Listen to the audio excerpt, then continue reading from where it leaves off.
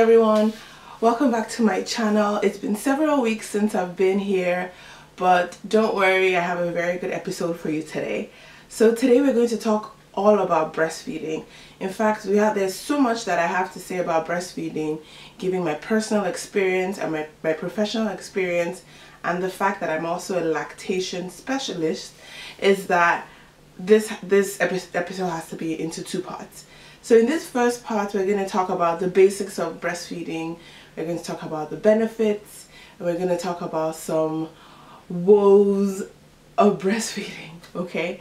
So sit back, relax, maybe you should get a piece of paper, a pen, just to take down some tips. And if you breastfed before, this is still for you because every child is different, so you may have some good tips that you get out of this. And if you've never breastfed, or if you're pregnant, or if you just had your baby, congratulations. Sit through this, give me some of your time, and I'll explain to you all I know about breastfeeding in a very interesting way. Okay, so sit back, relax, and let's get into it. So in this first episode, I'm going to talk about the basics of breastfeeding. Let's start off with this. Breastfeeding is not easy, but it can be easy if you get these basics down. Breastfeeding has been something that we've done for generations, and if you think back to where you grew up, if you grew up in Africa, Nigeria, a lot of our moms breastfed, and people are always like, oh, they had no problems or this and that. So breastfeeding typically becomes easy after the first few days. So some basics. Breast milk is produced in your breast. There are two hormones that kind of help you produce the breast milk, oxytocin and prolactin. And when all these chemicals or hormones are going through your body when you're pregnant, you don't have any milk during that time until the baby is born and your placenta is born. Then the hormones kick your body into producing breast milk. So if you are no matter whatever time your baby is born, if the baby is early or if the baby is late, as long as your placenta is out, you start lactating.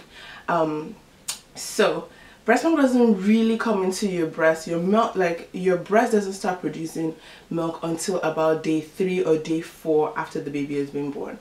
And when the milk starts coming out, it comes out as a very thick yellow substance called colostrum. So colostrum is very, very important. When you produce it, you don't produce a lot. It's very, very small amounts.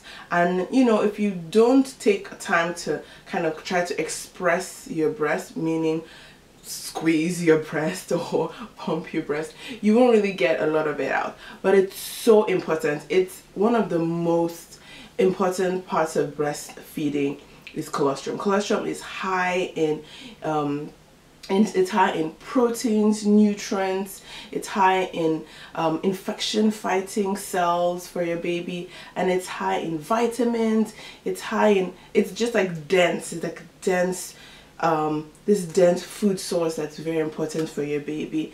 And all the babies that get it in the beginning when they're a few days old, very, very important for them to get that, they can get it. So your milk doesn't start coming in until day 4, and when it does come in, it's not going to gush in like a lot of people you see. It's going to gush in if you've already had a baby before and if you breastfed before. If that actually happens, you get your breast milk earlier. But if not, then your breast milk actually comes in at around day 4 or later. Now, I'm going to put in here a little bit of my personal experience. I have experience with breastfeeding as regards teaching it to my patients and their moms, and as regards learning about it as a specialist. But I had never obviously breastfed before until I had my baby. I will tell you some mistakes I made so you don't have to make them yourself. In the first few days when we were staying in the hospital, if you remember, Kemi stayed in the hospital for about 5 days.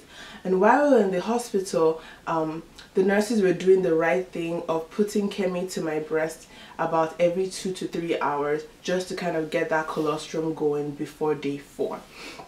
Now, in addition to doing that, I, being a specialist, thought that I would get things going even faster by pumping my breast because they had what we call a hospital grade pump over there. I'll tell you all about pumps and everything about it in the next episode. But they gave me a hospital grade pump and I started pumping on day 1. Now I think that was a bad idea because the hospital grade pumps are very strong. They put a lot of pressure in the suction on your nipples, and when my milk came on day 4, oh my god, I was engorged. So if you've ever had an engorgement happen to you before, I mean, it's the worst pain ever. It feels like you went to a plastic surgeon and you told them to give you the biggest boobs ever. My breasts were so big, they were so tight and so painful, and no milk was coming out of them. So they are engorged with milk, but because I hastened the process by like pumping too early, I think it made my breast kind of really full, and the milk that was produced was squeezing on the channels that would have helped the milk to come out. So it took a couple of processes. You know, I had to apply cool things to my breast, like cool compress. Some people say apply like cold cabbage. Some people say different things like that. So it took a couple of days of doing that and then applying heat. You know, a little bit of, I would just recommend just taking like a shower or like a warm compress. So cool heat, and then the milk started like trickling, gradually trickling out of my nipples. But I had to do what we call a lot of manual expression myself. So I literally just would get like the feeding bottle and I would squeeze around my nipples, just squeeze like that, and then I would get drops. And you notice the colostrum because it's thick and yellow, and I would get drops of that, and whatever I got out, I would feed to Kemi. So I did that for a couple of days, but oh my god, that first week it was painful. I had to actually go to see one of the lactation consultants that taught me, that kind of helped teach me about lactation. I called her, I said, oh my god, Peggy, this is the picture. I have the exact picture in the textbook of engorgement. I don't know how I did this to myself, please help. And I saw her the next day, and basically she said, this looks really bad, take some Tylenol, but time will help, and doing that heat cold kind of back and forth and a little bit of expression. And honestly, by the end of the week, I couldn't even remember having the engorgement because it had all gone away and the milk was all flowing, which is good. But engorgement, oh my goodness, that is something that I have personal experience with, and I feel so bad when I see moms that have it. But these few tips, the heat, cold, and gradually expressing with your hands will help you get that engorgement on the row. So the next thing we're going to talk about is how to get your baby to latch. Two things about latching. If you latch your baby on wrong, your breast feeding is going to be very painful because your nipples are going to get sore, they're going to get raw, and they're going to bleed. Now, latching problems can be for several reasons, but I'll tell you about two important ones. Some babies, when they're born, they have what we call tongue tie, or a tight frenulum on their tongue. Underneath their tongue is that little line. I'll show you a picture. That little piece of tissue that connects. And if it's very close to the tip of the tongue, the babies are actually not able to stick their tongue out and latch onto the nipple and, you know, express the milk out of your breast. So when that happens, they don't get a good latch, and breastfeeding is very painful. So I would recommend, if you have a baby that has a tongue tie, or if you're having trouble with latching, make sure your pediatrician takes a look at your baby's tongue, underneath the tongue. If they have a tie, you know, if they have a tongue tie, you may have to go to a ear, nose, and throat specialist to have that clipped, or go to a pediatric dentist to have that clipped. Because as soon as they have that clipped, it's an in the clinic procedure. It takes like a few seconds. You just need to like go in there and just go clip, and there's no blood. And as soon as they do that, you put the baby back on your breast, and the baby a lot of times starts sucking, and everything goes on very fine. Now, the second reason why you can have sore nipples or poor latch is if you have a flat nipple. So some people, their nipples are just flat, I don't know, I'll show you a picture right here. It's just like a completely flat nipple. So the middle point of the nipple doesn't protrude for the baby to latch onto. That is obviously, as you can see, impossible for the baby to kind of get a latch onto, especially if you're very engorged. Your nipples kind of look like a balloon, so there's no little point for the baby to get going, to get the process of latching going. So for that reason, I would recommend what we call a nipple shield. Okay, so the nipple shield will help the baby. You put, it's like a, it almost looks like it's just like, it almost like another nipple. It's like a plastic nipple. It's very soft.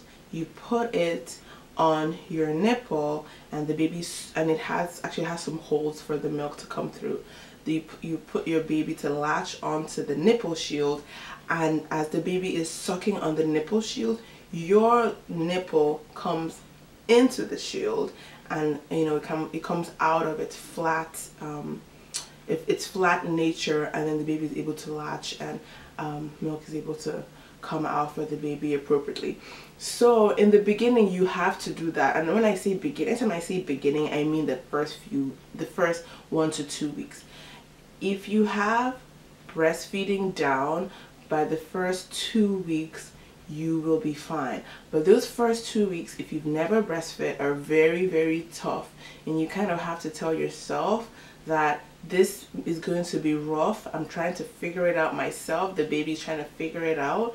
And if we can get past this first 2 weeks, it will be smooth. Most times it works, but sometimes it may not work. If that's the case, you may need to see your lactation consultant or your pediatrician to see what else is causing you to have sore nipples. So remember, sore nipples, check for a tongue tie under the baby's tongue, and try using a nipple shield. Now, if before you did all those, you have sore nipples, the things you can use to help improve your sore nipples, you can definitely use a cool compress on your nipple after feeding, or you can use something called lanolin, which some people there's some people that like it, some people that don't like it, and it's safe for the baby to breastfeed while it's on your nipples. And then there's mother's milk, like cream. That's another one too. So there are a couple of them out there. You can let me know which one you're using in the comment section below. Actually, I think you'll be very interested to know what everyone's using. So those are two important topics that I wanted to talk about. And then the last thing I'm going to talk about in this episode is how to make sure your baby gets a good latch. I'm going to show you a picture diagram. I really wish YouTube would allow me to show you how to latch with Kemi on my breast. I don't even mind. I love to teach people, so I wouldn't have minded, but they would take down my channel if I show you my breast. So we're not going to do that. But what I'm going to describe to you how to make sure your baby latches properly onto your breast, and then I'll show you a picture about it. So the first thing you want to do is you need to get the baby's mouth to be open, right? A lot of newborn babies, it's just instinctive that when they're close to the mom or close to the chest, they open their mouth. Some not so much. So if your baby is or is not, the way to get them to open their mouth is you bring your nipple. So this is going to be my nipple, and you bring your nipple close to the baby's nose, okay? Or actually, so you bring your nipple close to the baby's nose. When you get close to the baby's nose, usually they open their mouth, and then you put your nipple into their mouth, and you kind of almost have to like shove it into their mouth, okay? And some people do like a sandwich of their breast and shove their nipple into the baby's mouth. As soon as you have an open mouth, you put you put your nipple into the baby's mouth. Now when you do that, always make sure that your baby's nose touches the tip of your breast. So however you're going to manipulate the head, so the nose touches the tip of the skin of your breast, then you know you have a good latch. Some people have very big breasts, and you may feel like you're overwhelming the baby. Just use your hand as a form of a support to the baby's head while you're breastfeeding. And I will always tell parents that one thing that saved me when Kemi was born, because she was a big baby, and it also works if you're the baby is a small baby, is you have to get a breastfeeding pillow. The breastfeeding pillow covers your midsection, and you put the baby on top, and her head is right here. So her head is right here, and she's close to me. And it almost looks like you're suffocating her because her nose is at the tip of your skin, but that is where you want it to be. And make sure her lips, or the baby's lips, are not bent on your lip, on your breast like this. You want the lower lip especially to be on the skin like this. Okay, so if this is me and this is the breast, you want the baby's lip to be like this and then nose to be like that. Okay, and then when you do that, you know you have a good latch. And then you hear the baby sucking, and then you know that the baby, and you hear the baby swallowing, and you know that the baby is taking in enough milk. Okay, if you have any questions or concerns about the few things I just talked about, leave me a comment below. I will be more than happy to answer them. And in the next part of this segment, I'm gonna show you how to set up your pump, and I'm gonna teach you how to save your breast milk and how long everything's meant to be kept for and things of that nature. So it was nice to talk to everyone today. Part 2 is coming up at the end of this week, so get excited for that. See you next week.